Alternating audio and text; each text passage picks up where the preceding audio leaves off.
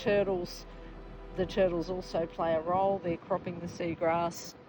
If they're not here, there will be impacts that will change the species mix. If the things that feed on it normally aren't feeding on it, you will get dominant species changing, because the ones that don't get fed on probably will survive, but the ones that do get fed on may actually decline. Carbon sink as well. Wow.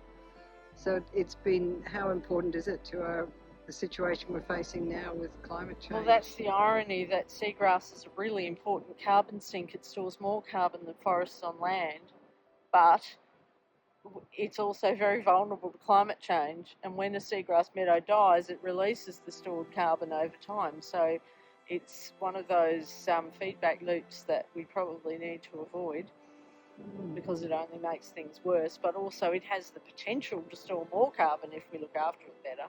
So can we cultivate it? Could we get commercial interest planting it? Very hard. And in the tropics, they're still working out how to do it. We've got a seagrass restoration project underway here where they're learning how to do it. But until very recently, no one had looked at how to propagate tropical seagrasses. The difficulty is it's a tiny plant with tiny seeds, some of which will reside in the sediment. So yes, you can recover those, but it's quite hard. There's one species, and that's the one they're focusing on here, which releases its seeds into the water, so they can actually collect the seed pods before they're released.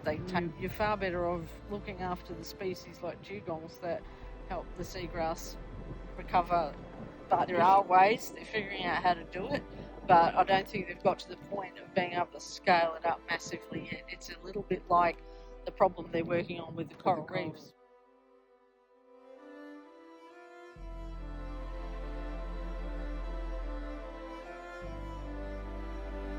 Yes, the whole system, everything's interdependent. So if you drive away the dugongs, that's your main source of seeds for regeneration after a storm event. So if the dugongs aren't coming here anymore, there's nothing dispersing the seeds. And when the boat activity is very frequent, for example, when there's cruise ships and there's a lot of jet ski tours in one day, they tend to move off that area and go to the other end where there's less activity, but there's also probably less food there. Right. So the prime feeding area is also the prime target for a lot of boat activity, so there's a bit of a clash there.